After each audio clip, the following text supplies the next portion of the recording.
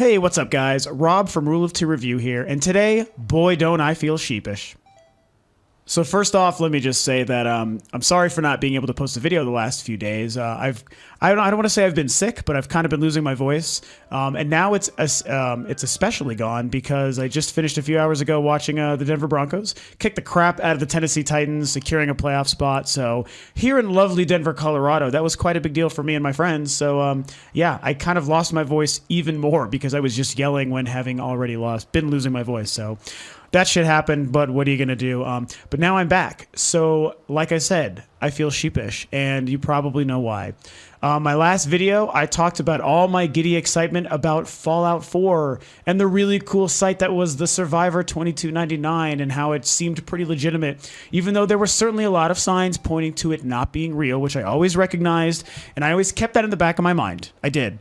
But I still felt pretty damn good about it, just like a lot of people did, or, you know, at least wanted to. And maybe that was where I was resting, is that it was kind of a wishful thinking scenario and I just wanted it to be real. And, you know, as I'm sure you know, this is a few days removed. Because of my lost voice, it took me a few days to get back and post another video. So I know that the news is a little bit old as of now. But as I'm sure everyone knows, it turned out that that was officially a hoax site. God damn it. I am so sad about that. Not just because it's a little bit embarrassing because I made a video about my excitement and how confident I felt saying that it was going to be Fallout 4, but also just because, god damn it, I fucking wanted Fallout 4. I was really excited, and it was like teased, dangled like a carrot on a string in front of my nose, and then it was just pulled away to say, psych, not happening. So that was unfortunate. The website, if you go to it now, it's actually, I don't even know if it's up as of right now, but a few days ago when it was first revealed as a hoax, it just had a video with a bunch of sad music and random shit playing and stuff I couldn't even watch because I was so angry. And it said the person who created it basically admitted it and had a little kind of ha-ha, nanny boo-boo kind of statement. And if you're really mad at me, then too bad, and kind of thing. And I was just reading something, let me pull the article back up, that was talking about the person's response on Reddit. This is why I don't really use Reddit. And, oh, yeah, he thought he was so goddamn clever. On Reddit, the hoaxer said that he made the site because, quote unquote, some men just want to watch the world burn, end quote. Ooh, you're so cool and clever, and how hipster of you to take a really kick-ass Batman quote, Joker quote from a Batman movie, and make that a reason why you made a stupid hoax site? I don't know. What really also kind of bothers me about this, and this is just my personal principle that I have, that a lot of people are feeling like this guy's awesome for doing this. And while I do get and appreciate that I guess he was able to pull off a hoax of this magnitude, like I get that, but that's not impressive to me, so I don't really care. I hope that really unfortunate things happen to you, hoaxer, because I don't really care if you think it's neat that you pulled it off, and that hooray for the Reddit community, I guess, loves you for that. And you wasted a really kick-ass Batman quote, like I just said. God, that pisses me off. So anyway, I don't want to rant, whatever. So anyway, I figured I at least owed a video stating that, you know, after making such a hyped video about how I thought Fallout 4 was certainly going to happen due to the site, I needed to make a video acknowledging the fact that I was wrong, just like most people, and that site was a hoax, and it's really just goddamn sad. So I'm sorry to all you other fellow Fallout fans who were really looking forward to it too, and thinking that this was a sign, or at least wanted to believe that it was, like I did, and how terrible you must feel now that it has been confirmed that it's not real. So, however, I will leave the Fallout conversation on this one note. I still believe that, without question, Fallout 4 is going to be happening. Bethesda's making Fallout 4. I mean, that's kind of the obvious thing. That's like saying Nintendo's making a new Zelda and Microsoft is making a new Halo. Like, we know these things are happening.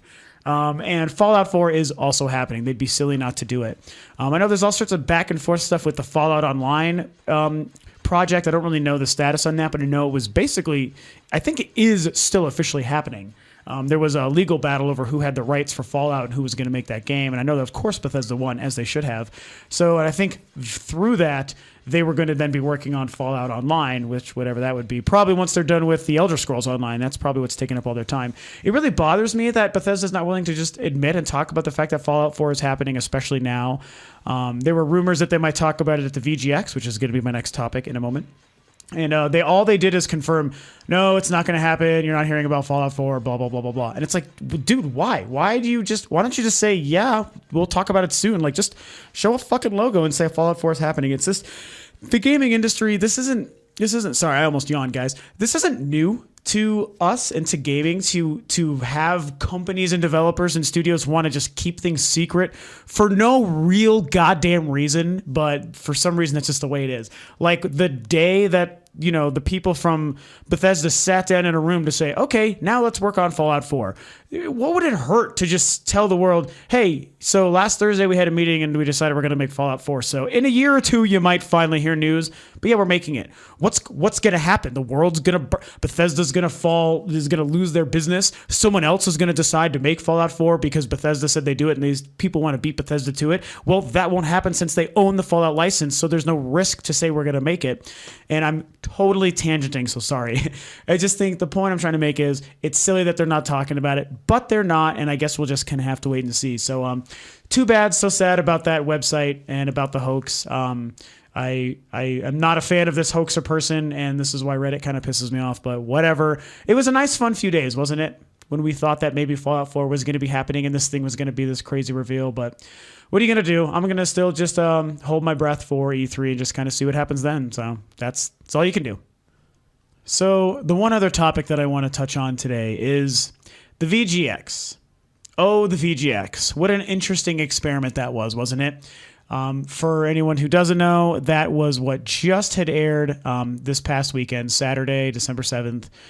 2013. It was basically the new format, the new show for what the VGAs had previously been. Basically, that's what it was. I think put on by Spike TV and a few other people, not by game trailers, but Jeff Keighley was, of course, one of the main personalities who was involved with pretty much the whole show from beginning to end. I worked a little bit Saturday morning. I was in my office and only got to catch a few things here and there. After work, it was still going, and I was able to watch a few things while I was actually at the gym, believe it or not, on my phone. The thing that I was most excited to see was what Reggie and Nintendo were doing, which sadly only turned out to be Cranky Kong for Donkey Kong Country Tropical Freeze, which that game is going to be fucking amazing, don't get me wrong, but it's unfortunate that that's what they decided to bring to VGX of all things. But I mean, I at least got to see that, the one thing I was looking forward to, and I got some other tastes of the show here and there. So while I admit I didn't watch the whole thing, I got an idea of what was going on. So I just wanted to share my quick thoughts about this show and what I think it could be going forward. Ultimately, I actually think the idea and the format's okay. People were pretty down on it overall. I kind of liked the idea of just a bunch of like personal interviews and a few celebrities and studios and people coming in to talk about their game, a bunch of random trailer reveals and stuff, and happening not in a big, bombastic laser-filled stage setting like it kind of was the last few years when they finally started to making it a big deal. I kind of liked the way it happened this way, and people would come by and they'd have their 10 or 15 minutes to talk about whatever. There's a bunch of voting, live questions from Twitter, all cool stuff like that. I think the format is really solid. It wasn't perfect. There was, some issues with how it was handled overall, but still, I think the format is solid. And if they push forward with this and refine it over the next year or two, it'll turn out to be a pretty kick-ass show, and it'll be a very hyped thing every year. I know they want it to be the tertiary to E3 and then Gamescom, and I think it could fill that role enough. I think in the future, I liked it. I always like Jeff Keighley. I think he does a great job. It took me a few years to enjoy him, but now I really appreciate the guy. He's all over the place. He's legit. He's very professional. And I'm a big fan of his personality. So what I really want to touch on was the big problem for the show. And on my personal Twitter feed, I've been very vocal about this. And that was Joel McHale. What the fuck? What a complete low-life loser scum. And again, I am not in the habit of calling out people and trying to be so negative to them, but this is a celebrity who had an amazing opportunity and was really fortunate and blessed to be able to do this. He was lucky that people asked him to do it. And I mean, it was cool that he accepted it. I'm sure there was a paycheck involved, of course, but I thought it was cool that he accepted it. And up until the VGX, I thought I was a fan of him. I enjoyed him on Talk Soup back in the day. He had a one or two really funny lines in Spider-Man 2. And I've enjoyed almost all of the Community, which is the show he's currently on. So I was like, cool, like he'll be an interesting guy to be involved with this. And again, forgive me for being so negative and kind of like a schoolyard bully, but what a dick. He was a complete ass the whole show. I don't think he was sober the whole time. He certainly didn't seem to give a shit that he was there. And he honestly, it was disrespectful. I think that's the reason it made me mad. I won't rest on this tangent too long, I promise, but I do have to say this one piece. I felt disrespected as a gamer and as somebody who's a part of this industry, I felt Jeff Keighley as the co-host and the person involved very personally in this industry was disrespected publicly on screen, on a live stream to the internet for several hours. I think the guests that came on were disrespected, and I think that the entire industry itself was disrespected.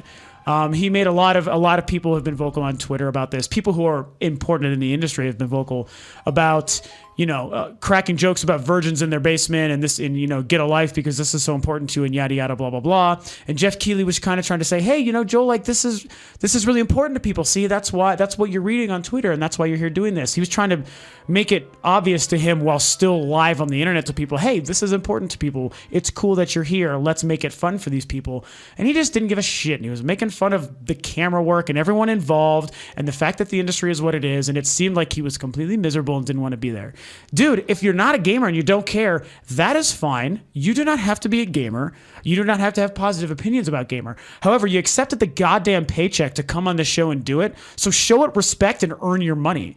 Don't act like the douchebag you were. It's not our fault if your career isn't as bustling as you want it to be and you have to stoop so low as to come and host this multi-million-dollar production. You're a lucky son of a bitch, and it's too bad that you did this and you acted this way. I'm basically speaking personally to him, but whatever. He'll probably never know. And so that was a huge gripe. I'm going to end that now. So sorry, but that was a huge gripe. I think that he was so unfortunately cast, and I'm willing to bet if anything, they learned a huge lesson. So I'm sure they're going to be very careful with who they have hosted next year. It's the kind of thing that I think Jeff Keighley would be perfect to do, but I know he's very busy, and I know it's not put on officially by Game Trailers, although I don't really think he works specifically for Game Trailers anymore, and I could be wrong. I don't actually know to what capacity he's involved with them, but he still does most of their shows and bonus round and stuff. So getting beyond that part, like I said, I think the VGX was pretty cool. Not a lot of big reveals. I do want to talk about this game, No Man's Sky, that everyone was completely losing their shit over. It's an MMO made by, At Home Games or Home Studios Games or something. I can't remember, so I'm really sorry to those guys. But it's a small studio. Independent studio, apparently run by only 4 guys. So apparently 4 guys made this game.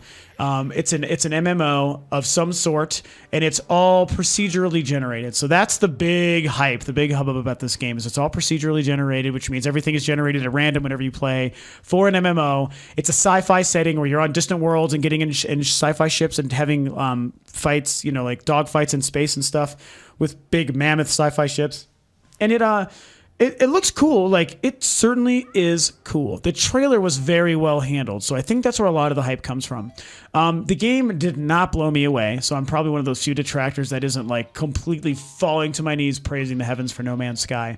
But it certainly was cool. So I just think that it's kind of standard. I mean, it's a procedurally generated MMO experience. So yes, that is very cool. But overall, the game doesn't seem to be doing a whole lot new. It's not introducing a lot of new stuff, and it's coming from a small studio, so I don't know how big of an experience it can really be. I certainly appreciate the ambition, though, and it doesn't look bad by any stretch, so don't get me wrong either. I'm not saying it actually looks not good. It looks quite good. It just looks okay good, not game industry saving good like a lot of people are treating it. So, but I think that was kind of the only big reveal. There was a few things like, a new version of Tomb Raider coming to the Xbox One and the PS4, which is pretty cool. I actually might play that when I get one of those systems because I really liked the original new Tomb Raider when I played it on PS3, and for some reason I feel inclined to play it again on one of the new systems. I really don't know why, but I do.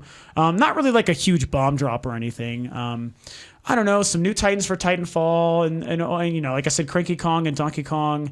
Overall, that was kind of it. Not a whole lot of big reveal. I'm probably leaving some things out, so I'm sorry. Again, I didn't get to see everything, and I'm still kind of sifting through the information that came from the show.